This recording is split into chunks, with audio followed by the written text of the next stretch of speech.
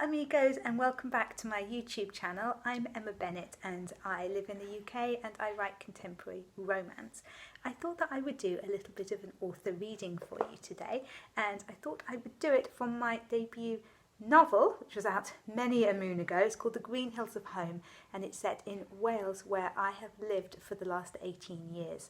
Now I hope you can't hear any snoring because, as usual, I've got my two chocolate Labradors by my feet here where they like to be, and if they fall asleep they snore terribly. To give you an idea of what The Green Hills of Home is about, why don't I read you the blurb. Can Gwen really reconcile love and duty? Gwen Jones, a young Welsh writer, is desperate to stop the family farmhouse being sold from under her critically ill mother and herself. When she lands a lucrative book deal with an eminent publisher, she thinks her problems are all over.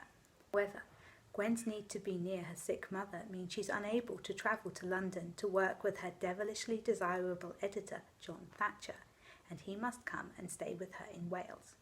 Handsome and eminently capable, cosmopolitan John is used to getting his own way and has plans for the future which certainly don't include being distracted by pretty Welsh girls. Nevertheless, when he journeys into the country to work with Gwen, it's not long before he finds himself falling in love with her, as well as the house that she's so anxious to save. But is John capable of loving anyone as much as his job? And when he has to decide between his goals and Gwen, which will he choose? So the section which I thought I would read you is John has come to stay in Wales with Gwen so that they can work together, and he's getting a little bit fed up of not having his luxuries around that he's used to in his London flat, in particular his coffee machine.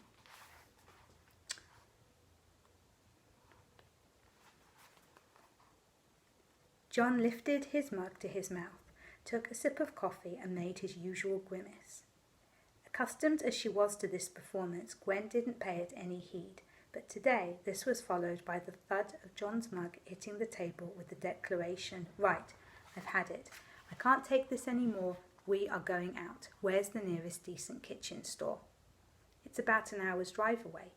"Okay, get ready. I'll meet you by my car in 5 minutes." And with a quick smile, John got up and marched purposefully upstairs, intentionally leaving Gwen no chance to question him. Gwen made sure she kept him waiting for a couple of extra minutes. Peeping out the bedroom window, she could see him hanging around by the car impatiently. She diligently brushed her hair for the recommended 100 strokes and then went down to meet him. "Good, I was just about to leave without you," he said, unlocking the car. "And just what makes you think you can boss me around and demand I get ready for some mysterious shopping trip?" "Don't come if you don't want to," he bantered back. He opened the driver's door, climbed in and started the car. Gwen deliberately paused before jumping into the front passenger seat and putting on her seatbelt. John only spoke to ask Gwen the name of the shopping centre, which he entered into the sat-nav. They sat in silence, both looking out of the corner of their eye at the other, willing the other to crack first. With a rueful grin, Gwen finally broke and asked, "So, are you going to tell me where we're going?" "You know where we're going," was the annoying answer. He wasn't quite able to hide the smile that threatened to escape from the corners of his mouth. Gwen rolled her eyes and asked, "And why are we going there?" "To buy something." Though itching with curiosity, Gwen couldn't quite bring herself to inquire what they were going to buy. They reached the huge shopping centre, and John parked the car after several minutes of driving round and round the extremely full car park. They walked, still in silence, to the shops. "Right, first things first," declared John, and he steered Gwen towards a very busy Cafe Nero. "2 macchiatos, please," he said to the girl behind the counter. "And a chocolate muffin," added Gwen. He took out his wallet to pay, and Gwen didn't stop him. He'd wanted to go on this magical mystery tour before she'd even had her lunch, so she figured the minimum he could do was buy her a cake and a coffee. A girl should never pass up the opportunity for cake. Gwen saw that John also bought a couple of packets of coffee beans. Puzzled, she pointed out to him that they weren't pre-ground, and so, as she didn't have a grinder, he wouldn't be able to use them at her house, even if he could manage to locate her mother's ancient cafetiere from wherever it had been hiding for the last decade at least. "You just focus on your cake," he replied with another smile.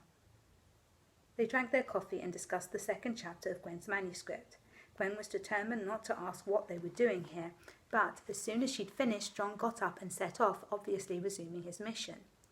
She followed him around the shopping centre, feeling more and more curious with each minute that passed. Finally, John stepped into a very fancy kitchenware shop. Gwen paused to look in the window, but John glanced over his shoulder at her and called out, "Come on then." Even when they were inside the shop, John didn't so much as hint as to what he had come all this way to buy. He walked confidently over to a pretty blonde sales assistant who had the longest legs Gwen had ever seen. He flashed her a particularly charming smile and said, "Excuse me, I wonder if you'd be able to help me." She visibly brightened and gave him a warm grin. "I'll do my best. What are you looking for?" "I'd like a coffee machine, please." It's really lovely to visit this book again. I originally wrote this and self-published it about 10 years ago, I think, and it was then taken on by a publisher who did their own version of it, and then I took back the rights again when I left that publisher, and this is the cover that my husband designed for it. I particularly like this scene because I think that it really showcases the kind of back and forth between Gwen and John. They're both very strong characters and they're always determined that they have to get their own way, and that makes for some really fun scenes in the story, especially when John ends up going to visit the coffee shop that Gwen works part-time. I really enjoyed writing those scenes and basing on a little Welsh town that I know very well. Well, thank you very much for joining me today. If you would like to buy a copy of The Green Hills of Home, it's available from Amazon as both ebook and paperback, and I will see you in the next one.